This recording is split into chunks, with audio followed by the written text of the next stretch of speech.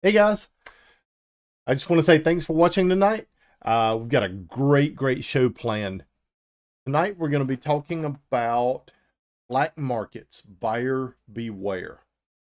And I know that some of you that may be a little bit of a clickbait, but it's not. It absolutely is not. And we're going to talk about that throughout the video tonight, why black markets, buyer beware is not clickbait, and why you should really watch this show to the end to be able to see exactly what I'm talking about.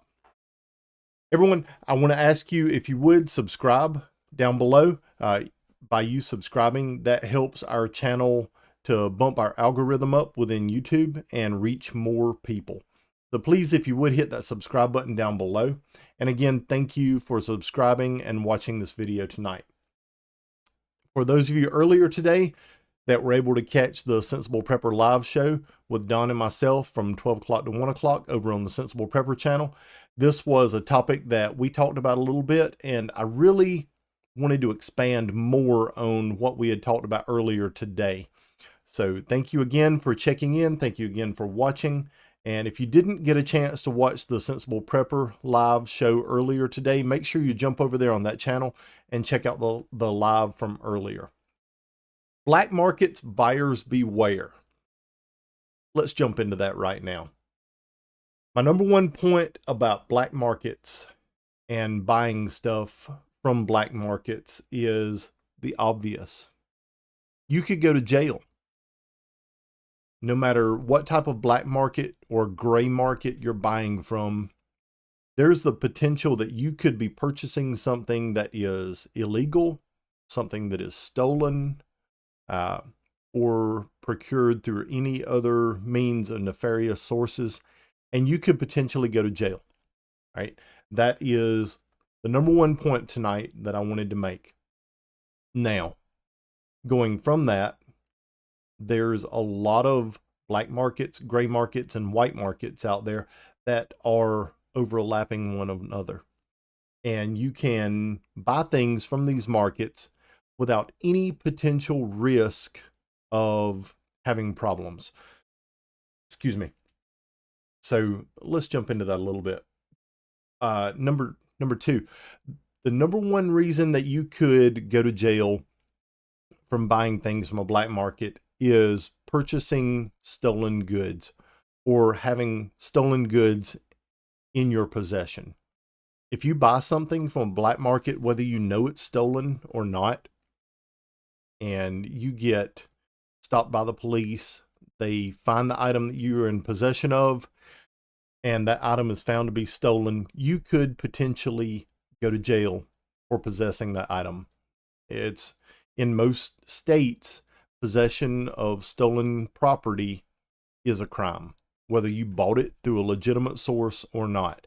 Now, with that being said, you can absolutely go back through channels as long as you have documentation and be able to say, hey, I bought this at this market from this person at this time. This is where it came from. I had no idea that this item was stolen. And, you know, hey guys, look, I bought it at a legitimate market and had no idea. And in most cases, as long as you have the documentation, you'll be cleared of any kind of crime.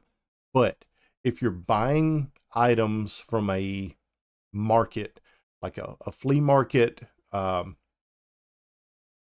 know, any of your markets like this that just we'll call them a pop-up market, all right? And that's where people can show up, buy a table, and buy and sell things, all right?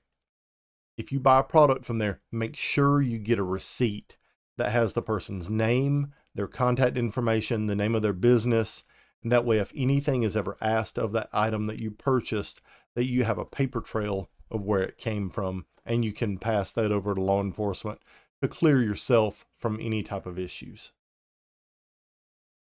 Another issue that you run into when buying items from different types of markets are questionable quality or source. Where did the product come from? Was it a product overrun? that people were able to purchase by the pallet to be able to sell themselves individually? Was it something that was illegally imported into the country that people are buying from from a store or from a market? Is it counterfeit goods? You know, there's lots of questions that you have to ask about the quality and the source of a product and where that product came from. Is it a legitimate product, or is the product something that is, is it a counterfeit? You know, that's a big question now, especially with a lot of the products that we see in society now. You know, you see all the time counterfeit pocketbooks, counterfeit watches, counterfeit blue jeans, things like that.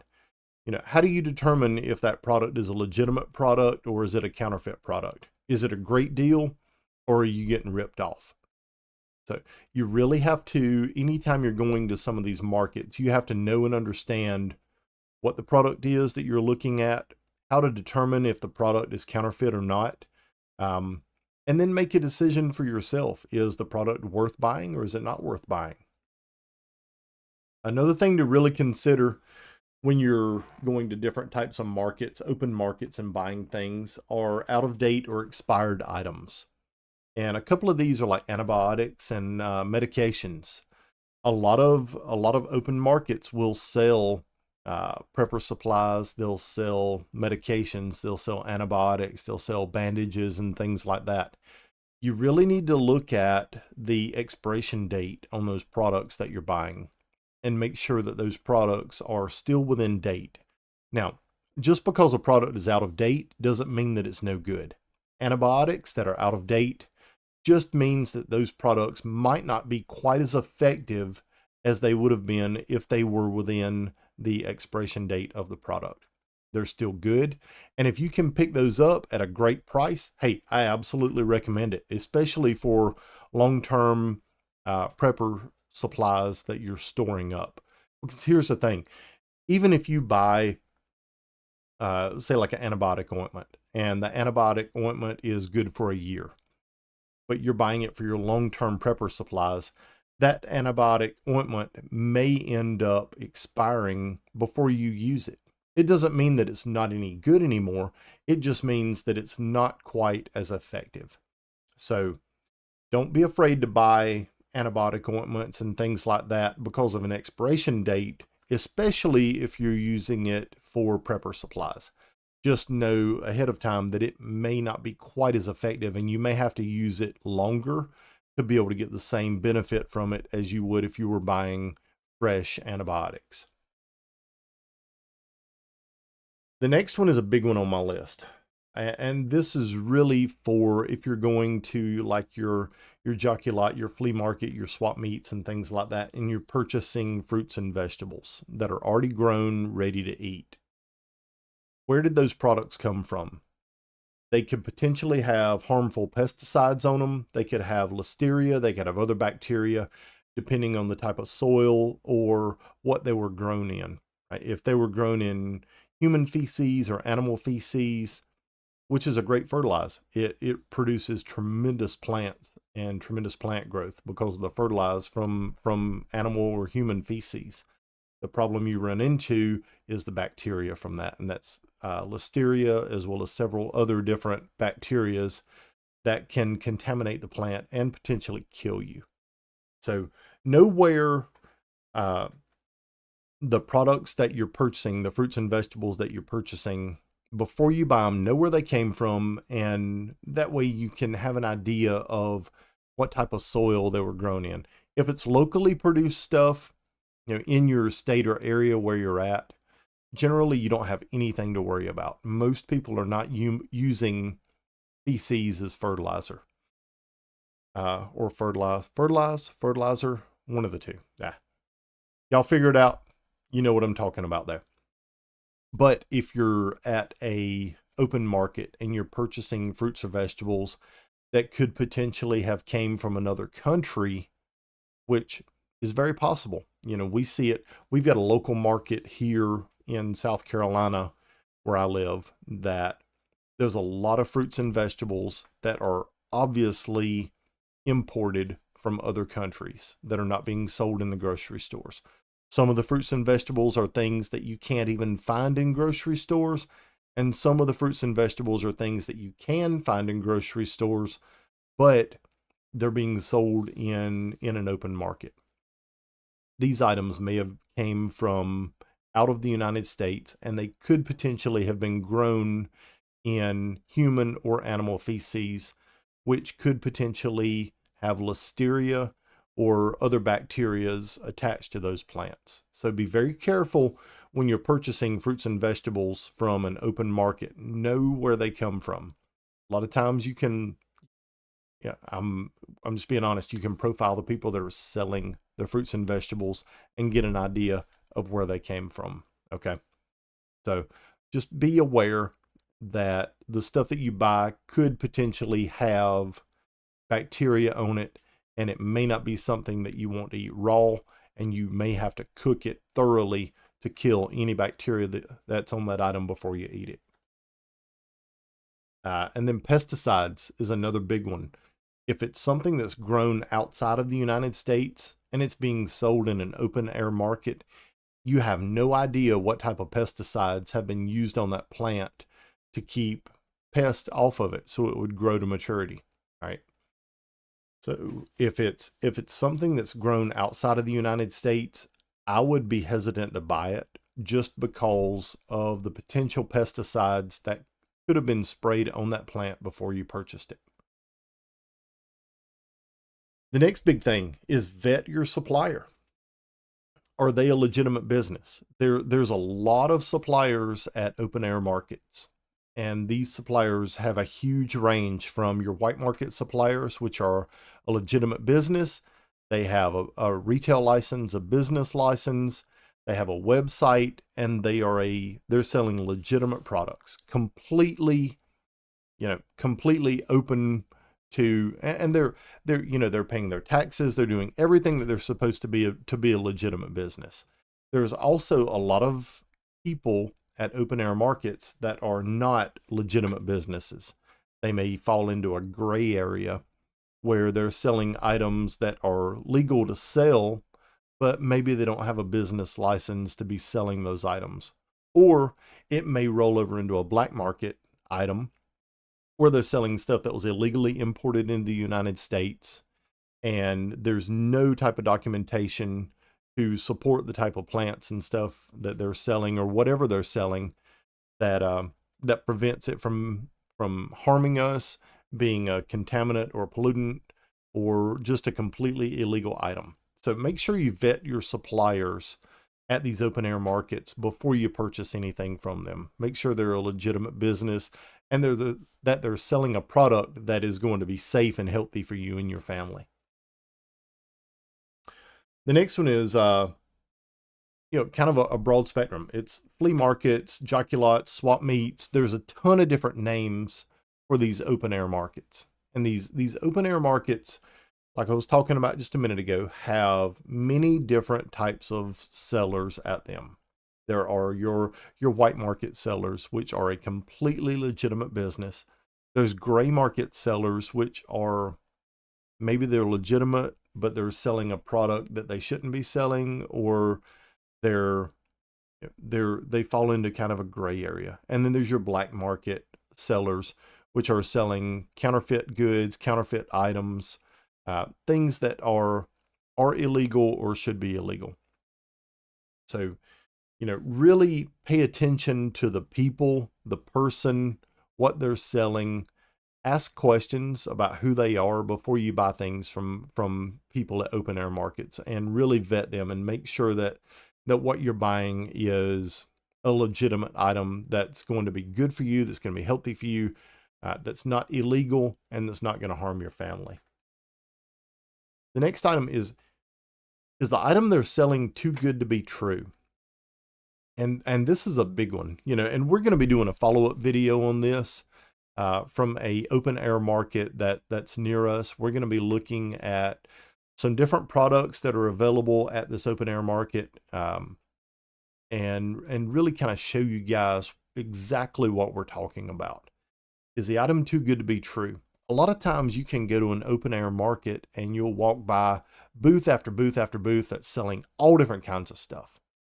And you come to this booth that has just hundreds and hundreds of brand new. And so just for example, we'll say chainsaws. They've got steel chainsaws by the hundreds for sale. And you know these chainsaws are $800 to $1,000 a piece. And at this open air market, they're selling these brand new in the box steel chainsaws for $150 a piece for the chainsaw. Is that deal too good to be true? It probably is. Those items are more than likely stolen. All right, let's just be honest. If you're buying a steel chainsaw that costs $1,000 and you're only paying $150 for it, that item is probably not a legitimate item. That item has probably been stolen from somewhere. So be very hesitant about buying things that have a price that's too good to be true. And once again, vet the supplier. Where do you do business? Do you have a retail license? Where did you get these items? Ask questions before you buy.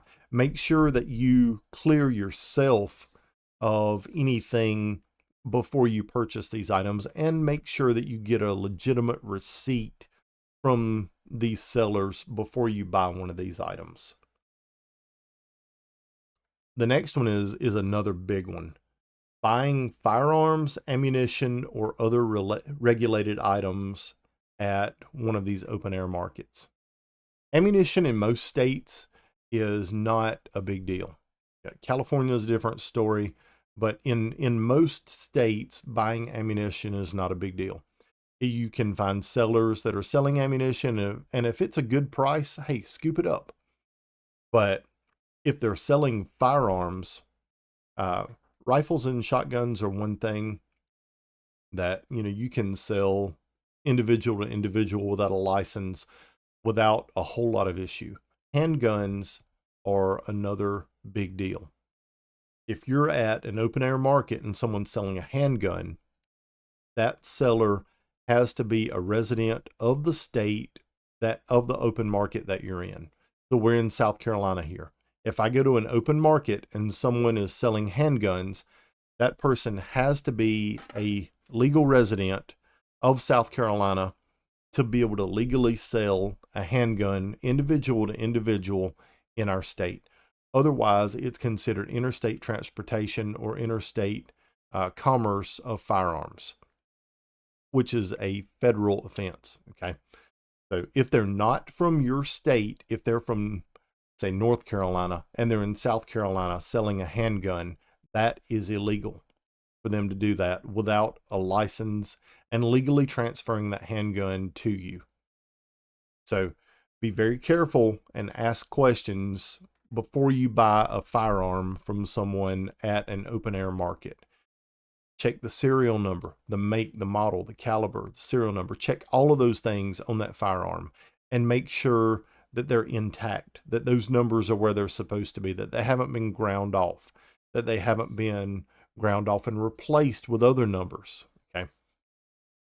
That's a big telltale sign that is potentially a stolen firearm.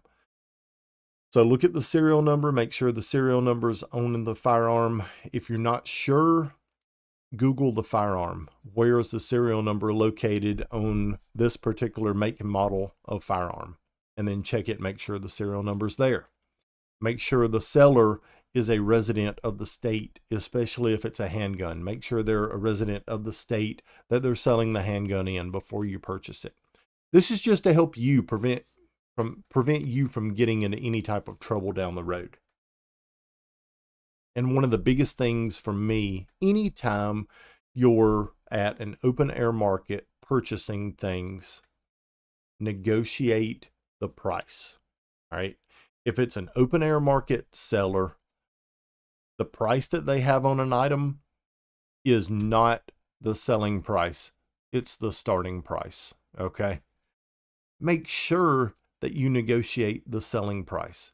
If you see an item, and we'll just call it a hand drill, okay?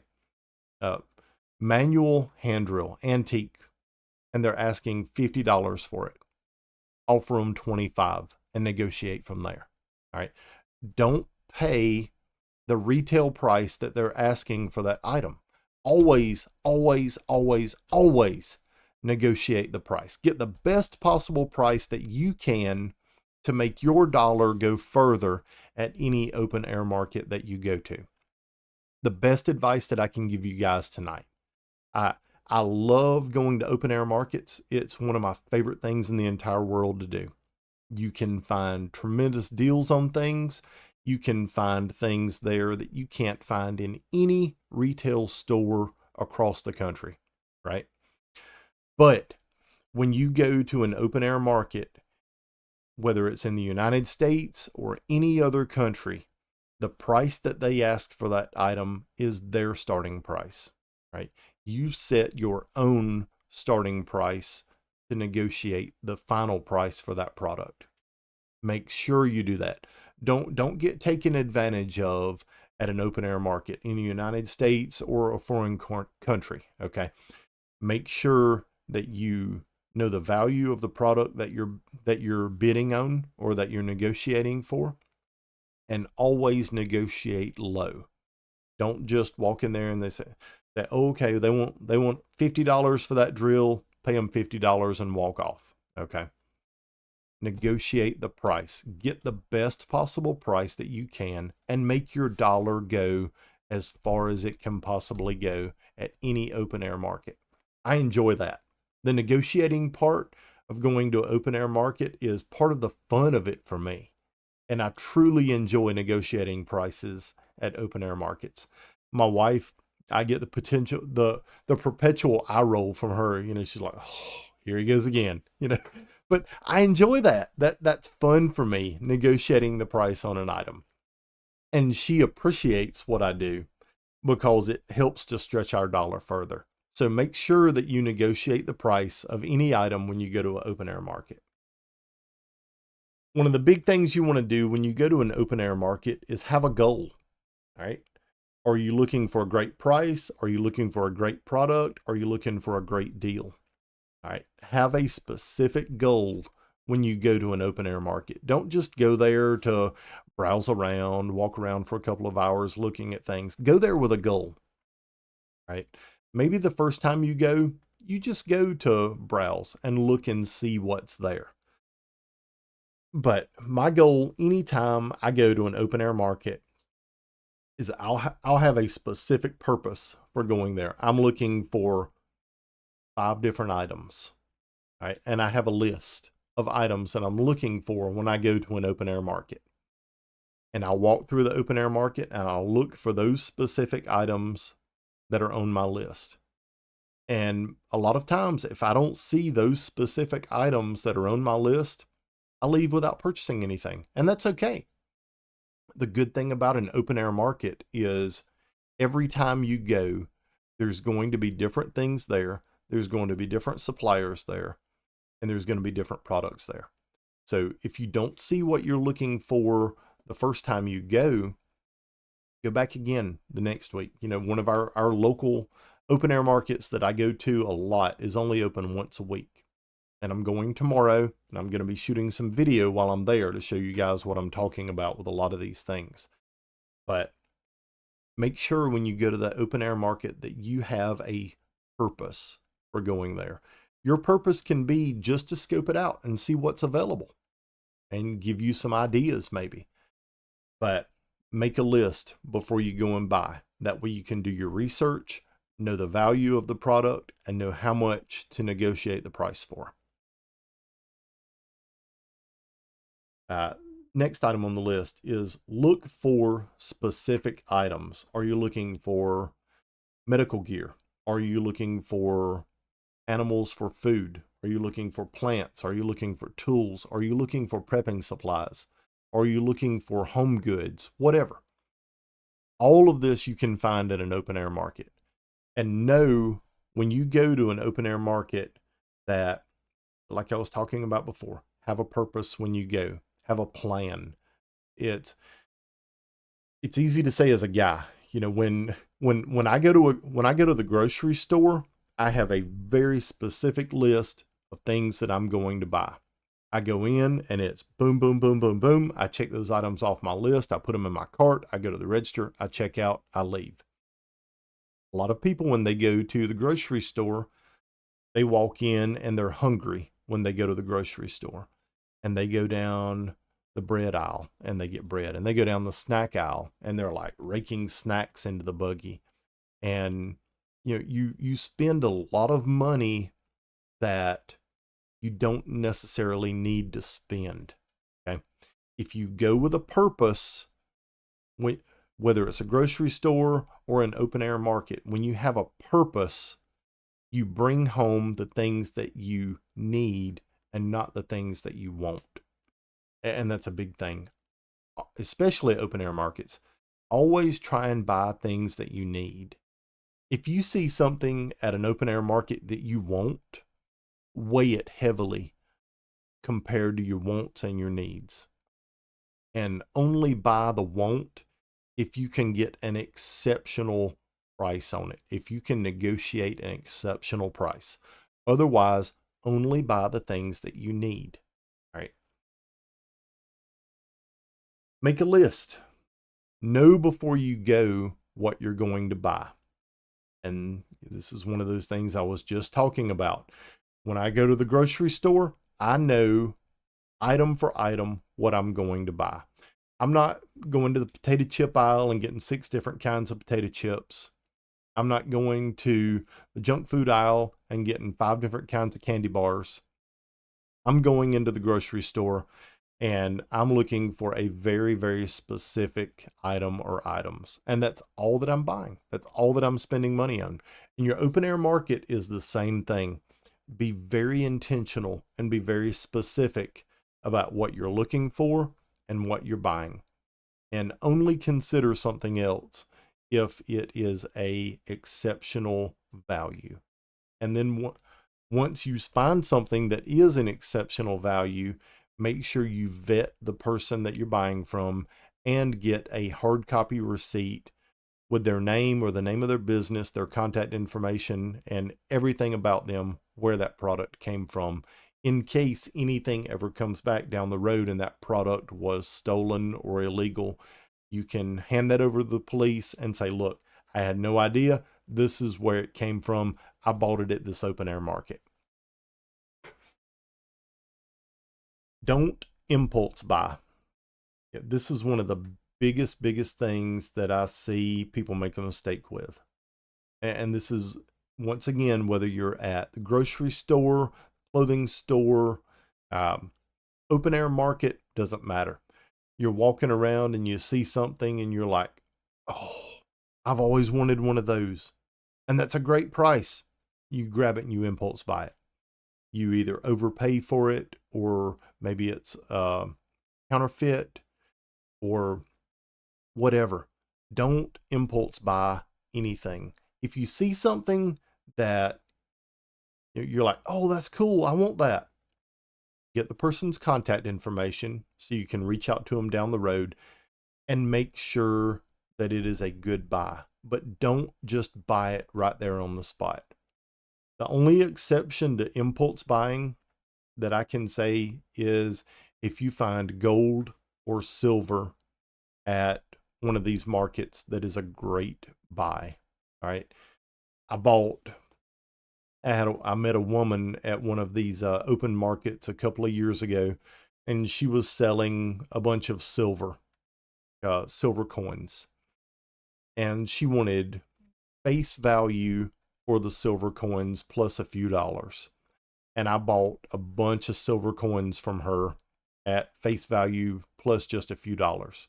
And she was not a vendor there. She was actually talking to one of the vendors at the open air market about buying her silver. And I offered her more money than what the open air market was offering her for her silver, and she sold it to me. But it was a good deal, and I knew it was a good deal. I always try and buy silver and put silver back. as well as gold. But if you can find a good deal on silver at an open air market, don't be afraid to buy it. If you're buying from a seller, make sure you vet them and that you get a receipt. If you're buying from an individual, once again, even this lady that I bought the stuff from, I got her name, I got her address, I got her telephone number, so I could contact her in the future if there was any question about the silver that I bought from her. Another thing is consider selling items that you don't use for cash or to use for barter items. We talked about this earlier today on our Sensible Prepper episode with Such and I. If you've got a storage building that you're paying a monthly fee on the storage building and it's just packed full of crap that you haven't looked at or used in 1, 3, 5, 10 years, whatever. Though that is material and that is items that you are not using. Take those items to an open air market and sell those items and turn that into cash and use it or barter with it, but turn it into something that you can actually use in your everyday life, right? One of the biggest problems we have as Americans is we have too much stuff, right? There's just, our houses are full of crap. We've got storage buildings full of crap. Liquidate some of the stuff. Make your life simpler. Simplify your life. Get rid of a lot of the visual noise that we have going on in our lives. Move that stuff around and liquidate it. Turn it into cash. Turn that cash or barter items into things that we can actually use in our everyday lives. One big thing is antiques. Antiques are something that are usually not black market items at any of your open air markets in the United States. Outside of the United States, completely different story. But inside the United States, most of your antiques are legitimate antiques, especially manual hand tools and things. I'm a big proponent of buying antique tools. Antique tools are generally very good. They're very reliable and hold their value. They're useful as a tool now. And if we have issues down the road, whether it's economic collapse, SHTF, EMP, whatever, manual hand tools always have a place in our lives. So I'm a big fan of buying antique tools and stocking up on antique tools, both to use as well as to sell and use as barter items in the future. So I'm sharing this with you now. It's probably going to hurt me long term because it's going to drive up the price of really good antique tools. But hey, that's what I'm here for, is to help you guys as well as myself. So stock up on antique tools. Antique tools are always something that will retain their value and be useful in the future. Next big thing, plants and animals are a good buy, as well as fruits and vegetable plants at markets. All right. Plants and animals. If you're buying plants, if you're buying animals for your homestead as a prepper, to be able to grow a small garden, to be able to have a few animals, be it rabbits or chickens, those are two of the most popular. Chickens are great for eggs as well as for meat. Rabbits, I think, are even better for meat because they, especially if you get the right variety, they grow very fast, they reproduce quickly, and you can get a lot of meat from rabbits.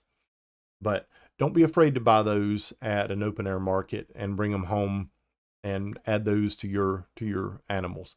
If you're buying chickens or if you're buying rabbits, normally what I do if I buy those at an open air market, I bring them home and I quarantine them from my regular animals that I have in my pens. I quarantine them for 2 or 3 weeks to make sure they don't have any kind of disease or bacterial infection, viral infection, or anything like that that could spread to the rest of my animals.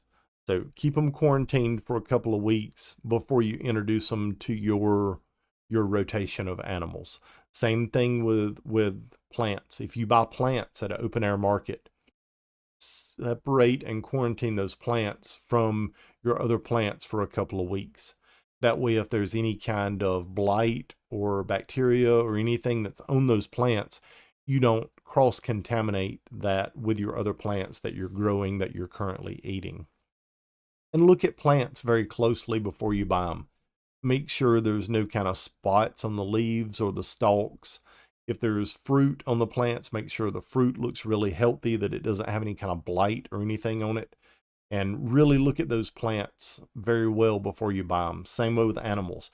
Really look over an animal very well before you buy it. If you're looking at chickens or rabbits, know and understand some of the signs and symptoms from different types of illnesses that chickens or rabbits can have before you buy chickens and rabbits from an open air market.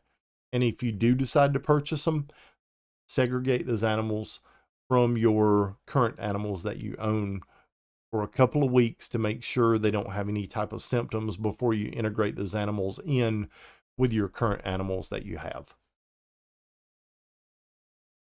Chickens. A couple of different things to look at with chickens. Are you looking at chickens for as fryer, where you're going to harvest that chicken for meat, or are you looking at that chicken as a laying hen? All right, something that's going to provide you with eggs and nutrients. Me personally, the majority of the chickens that I buy, I'm looking at chickens as layers. I want the eggs from a chicken. I want a chicken that's going to produce the most eggs from the youngest age possible for the longest period of time possible. And, you know, one of the big questions a lot of people have are, what type of chicken is the best chicken to buy if I'm looking for a laying chicken? Leghorns and Rhode Island Reds are two great ones. They produce eggs for 5 to 8 years before their egg production starts dropping off. But the best chicken to look at for egg laying is the Plymouth Rock. The Plymouth Rock chicken will lay eggs consistently for 10 plus years before their egg production starts dropping off. Leghorns and Rhode Island Reds can produce more eggs, and sometimes they can produce larger eggs, but their long-term production is a few years shorter than what you're going to get with a Plymouth Rock. The Plymouth Rock may not produce quite as many eggs. They may not produce quite as large an egg, but they produce eggs for a longer period of time. So if you're not replenishing your layers, your laying hens every few years, and you've got, so you buy 5 chickens and you're looking at these 5 chickens to be your egg producers for the longest period of time, the Plymouth Rocks are going to give you the longest laying potential of any of the hens that are out there. If you're looking for bigger eggs or more eggs over a shorter period of time, and you're planning on breeding and reproducing chickens, having dibbies and raising more chickens, maybe the Leghorns or the Rhode Island Reds are a better option for you. But if you're limiting your chicken stock, the number of chickens that you have, the number of hens you have that are laying, the Plymouth Rocks are going to give you the most production over the longest period of time. Next, let's talk about rabbits. Rabbits are something that we have raised and harvested for decades. Since I was a teenager, I've raised and harvested rabbits. And the number one rabbit that I've used for the last 30 plus years has been the Flemish Giant. Flemish Giants are huge rabbits. From conception to birth to harvesting that animal and using it for a protein source, Flemish Giants, you can harvest those and turn them into a protein source in about 4 months from date of birth to putting it on the table. 3 to 4 months, those animals are ready to eat. They're huge rabbits. They're very easy rabbits to raise, very mild-tempered, easy to deal with. They reproduce quickly, But Flemish Giants are, if you're looking at getting into rabbits, do a little research on those. That is the #1 rabbit that I recommend. Outstanding, outstanding meat production, great taste, and just an amazing animal. Let's jump over to some of the questions and comments. Guys, if you haven't dropped a question or comment in tonight, please make sure you pop in, let us know where you're from. Make sure you hit that subscribe button down below. It helps us to reach more viewers because it bumps up our algorithm within YouTube. But hey, if you got any questions or comments, make sure you drop them in over here in the comments section. We're going to go through those for the next few minutes. Michael Alvin says, hello, everyone. Citispell says, Semper Fi, brother. Hello, Devil Dog. Good to have you on board. Chris Matthews says, hello, everyone. Hey, Robbie. Dwayne Booth from Anderson County. Dwayne, good to have you on tonight. Hulk09 says, new subscriber over from the Sensible Prepper and Such, happy to be here. Semper Fi. Hey, Devil Dog, good to have you on board as well. Citispell says, good evening, everyone. JCCC, is Sarah Mack doing the questions? JC, no, Sarah Mack is not doing the questions. I am a solo operation tonight. I'm doing everything myself. So reading the questions, the comments, and the commentary as well. So it's just me tonight. Sorry to disappoint that Sarah Mack's not here, but maybe we can get her over one evening to do the questions as well. John G says, hi, Robbie. Michelle and I are watching over dinner. Thank you for the great content as always. John, good to have you and Michelle on. Thank y'all for watching, bud. I'll see y'all in a couple of weeks at the gathering. And for those of you that don't know about the gathering is a event that Palmetto State Armory is putting on at the Clinton House Plantation. And that's not the Clinton's plantation. It's the Clinton House Plantation in South Carolina. And it's a great opportunity to get together with manufacturers, with content producers like myself, Such 00, Sensible Prepper, and a bunch of other YouTube guys and girls. You can put your hands on a lot of different firearms. You can shoot a lot of different firearms and ammunition, accessories, and things that are out there, and really try it before you buy it. So it's a great, great event that Palmetto State Armory puts on, and that's going to be March 22nd and 23rd at the Clinton House Plantation. Check into that. If you're able to make it, I'd love to be able to meet up with you there. John G says, at JCCC, he's not even having Beth moderating. John, you're right. I don't have Beth moderating for me tonight. Sometimes she gets on here and does some moderation for me and asks the questions and everything, but she is out working in our garden this evening. We've got a huge garden that we're doing this year, and we're documenting every bit of our gardening on our YouTube channel from seed to harvest. And so she's out in the garden right now doing some stuff out there, some planting and some of our winter sowing crops that we did, and then some of our indoor plants that we started. She's out putting some of that in the garden and doing a little bit of weeding this evening, so she wasn't able to be here with us. JCCC says he needs somebody. This is obviously a rough crowd. You know what? I'm a thick-skinned boy, you know, from my time in the Marine Corps, corporate America. I tell everybody all the time, I've got one feeling left, and that feeling is only reserved for my wife, so nobody else can have that feeling. But I promise you won't hurt it. You know, I'm just here for you guys. But thanks for watching. Jim Griner says, Coastal Georgia here. Another good topic tonight. Jim, thanks for being here, bud. I appreciate it. JCCC says, what kind of stuff does he rifle off? I don't really rifle anything, guys. That is something that maybe we do in the future, but right now I don't do any kind of rifling. But hey, thanks for watching, bud.